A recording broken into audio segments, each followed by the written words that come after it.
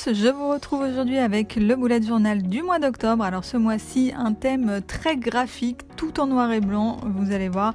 Le principe donc ça va être de diviser chaque page en deux, et en deux donc dans la diagonale, et en fait la partie inférieure va être des petits pointillés, là ce que vous voyez, ce que vous me voyez faire, voilà je vais y arriver.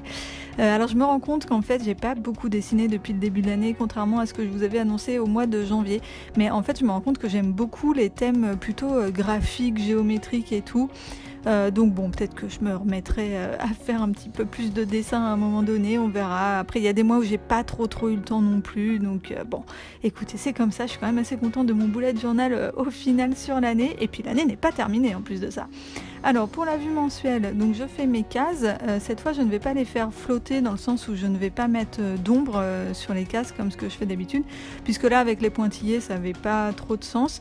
Donc j'ai divisé en fait carrément la double page en deux, et vous voyez je complète en fait le pourtour de mes cases mais avec des pointillés, et puis je complète voilà tout le reste avec des pointillés.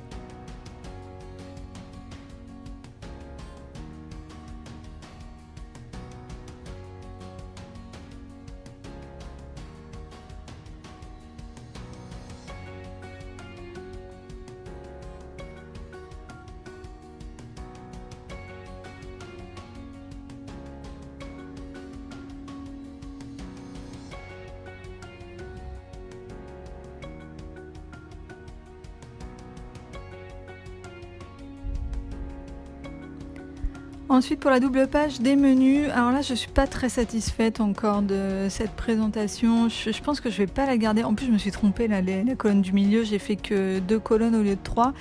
Mais je suis en train de voir, de réfléchir si je vais pas l'intégrer plutôt sur les vues hebdo finalement. Je sais pas trop comment faire parce que je planifie quand même, j'écris tout le temps ce que je vais manger pour faire les courses, je trouve que c'est plus pratique. Donc d'habitude je fais ça sur un post-it et je m'étais dit bon ça peut être sympa de faire ça plutôt dans le bullet journal, mais je sais pas trop comment le présenter. Donc voilà, si vous avez des idées, des suggestions, n'hésitez pas à m'en faire part en tout cas.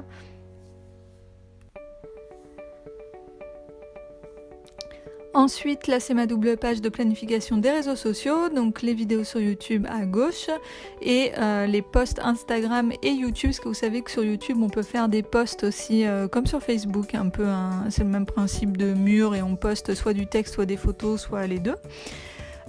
Donc voilà, ça bouge pas, c'est comme le mois dernier.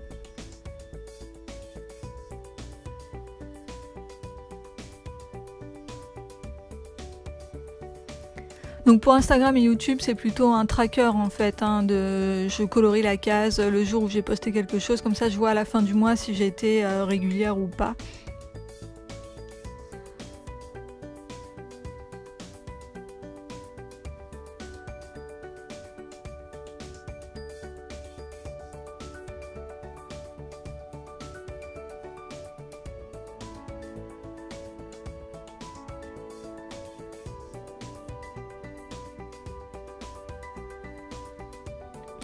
Et ensuite pour la vue hebdo, alors cette fois j'ai divisé donc les pages en deux dans le sens de la diagonale, mais vous voyez la page de gauche, la diagonale est de haut à gauche en bas à droite, alors que la page de droite on est de haut à droite en bas à gauche. Je pense que ça va être plus parlant une fois que ce sera terminé, quand vous verrez la page terminée.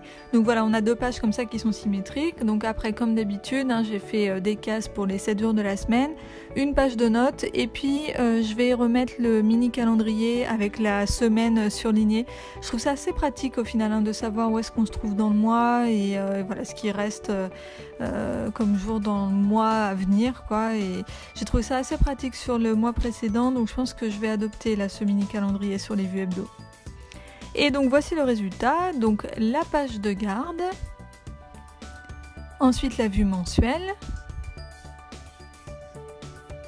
la page des menus qui est la page que j'aime le moins au final, la planification des réseaux sociaux et la vue hebdo. Donc voilà pour ce bullet journal, n'hésitez pas à me laisser un petit pouce en l'air si la vidéo vous a plu, et c'est tout pour moi pour aujourd'hui, je vous dis à très bientôt.